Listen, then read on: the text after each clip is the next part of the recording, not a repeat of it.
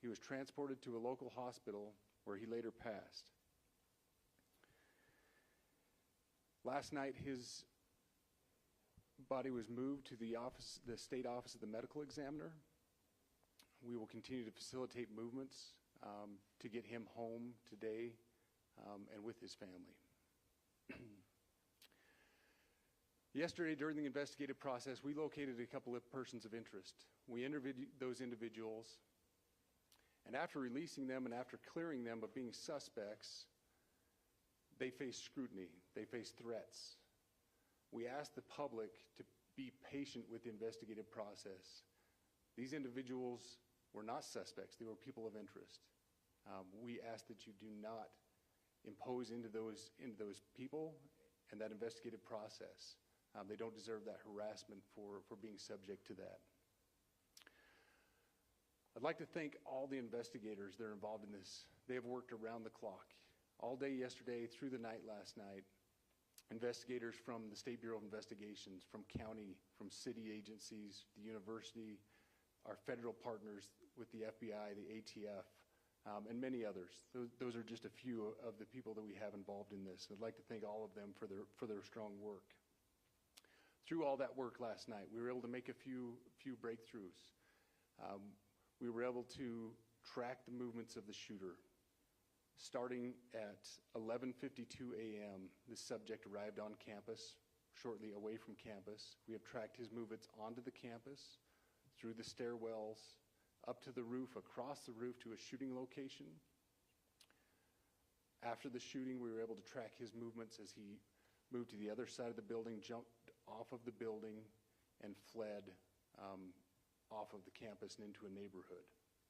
Our investigators have worked through those neighborhoods, contacting anybody they can with doorbell cameras, witnesses, and have thoroughly worked through those communities, trying to identify any leads. We do have good video footage of this individual. We are not going to release that at this time. We are working through some technologies and some ways to identify this individual. If we are unsuccessful, we will reach out to you as the media and we will push that publicly to help us identify them. But we are confident in our abilities right now, and we would like to move forward in a manner that keeps everyone safe and moves this process appropriately. Last night I communicated with Erica. The family's devastated. As a commissioner of public safety, as a father, as a husband, I can only imagine what that family's going through. The heinous event that happened yesterday is not Utah. This is not what we're known for. Over the past several weeks, we've seen this state come together to help families in mourning, come together as a community to show what Utah is known for a state of character, of service, of camaraderie, of a neighboring feel. We will not stand for what happened yesterday. We are exhausting every lead. We have every officer invested in this, every investigator, every local agency. The outpouring of support from the law enforcement community has been astounding. We are investing everything we have into this, and we will catch this individual. Having walked through the crime scene, through the hallways of this school, through the classrooms, I can't imagine what the people on scene felt as well. A horrific event where some of them barricaded in classrooms, some of them ran in fear. Can't overstate the tragedy and the horrific event that yesterday was, and how we will work to bring to justice the actions of one individual or any other individuals that assisted in that. Our state has gone through a lot, and we will come out successful. With that, I'll turn the time over to Special Agent Bowles in charge. Good morning. My name is Robert Bowles, and I am the Special Agent in charge of the Salt Lake Field Office. Following yesterday's tragic shooting of Charlie Kirk, FBI agents have been working around the clock in coordination with our law enforcement partners. We are and will continue to work nonstop until we find the person that has committed this heinous crime and find out why they did it. This morning I can tell you that we have recovered what we believe is the weapon that was used in yesterday's shooting. It is a high-powered bolt-action rifle. That rifle was recovered in a wooded area where the shooter had fled. So the FBI laboratory will be analyzing this weapon. Investigators have also collected footwear impression, a palm print, and forearm imprints for analysis. Now, I understand there are a lot of questions about motive. I assure you that all leads, tips are being fully investigated. As of this morning, we have received more than 130 tips. We thank the community for that. The FBI has brought every resource to bear, and we will continue to do so throughout the course of this investigation. The FBI's mission is to protect the American people. It's to uphold the Constitution of the United States. Any attack on the First Amendment is an attack on the very foundation of our democracy. That is why we will relentlessly pursue this case and the shooter until we find him. We also continue to grieve with the family and the community. It's our community.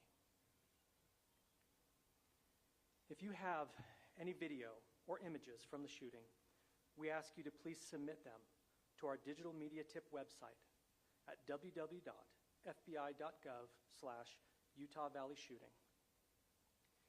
You can also call the FBI at 1-800-CALL-FBI. We truly rely on the public's help in these types of cases, and no tip is too small or insignificant. Thank you.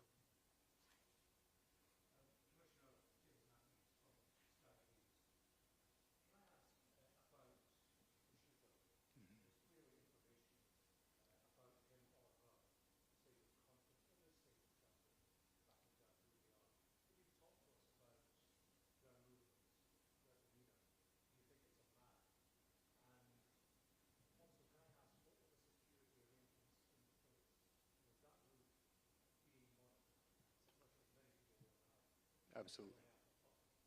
So what I'll release about the suspect is suspect blended in well with a college institution. We're not releasing many details right now, and we will soon, but right now we're not. But that individual appears to be of college age. We are confident in our abilities to track that individual. If we're unsuccessful in identifying them immediately, we will reach out for the public's help and the media's help in pushing those photos. That was a new development overnight, working through the night, studying those cameras. So that's something that's new and that we're working through right now. As far as the security, I cannot speak to that. Neither the Department of Public Safety nor the Federal Bureau of Investigation was involved in the planning or security of this event, and that'll have to be a question later for other agencies.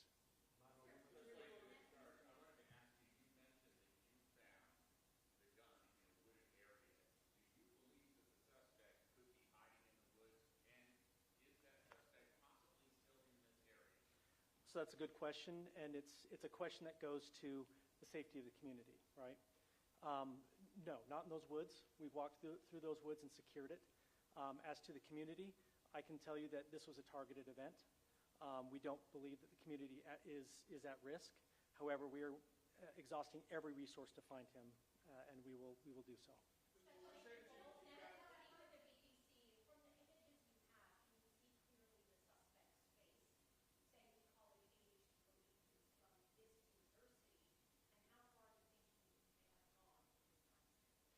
So I can't comment specifically on his face or any details such as that, as it's continuing to be a part of the investigation, and again, we'll release that shortly. However, we're doing everything we can to find him, and we're not sure how far he has gone yet, but we will do our best. We have images of the suspect.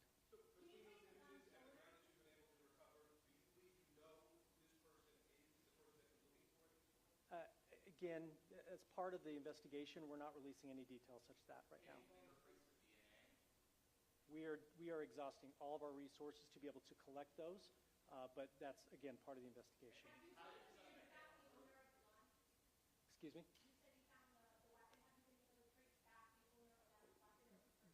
We are working on that, but again, part of the investigation that I can't release.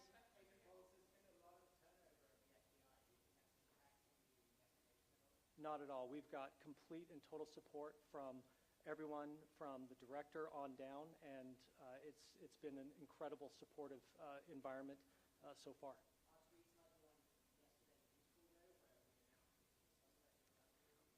All I can say is that we're working the investigation the best we have with the environment we're given.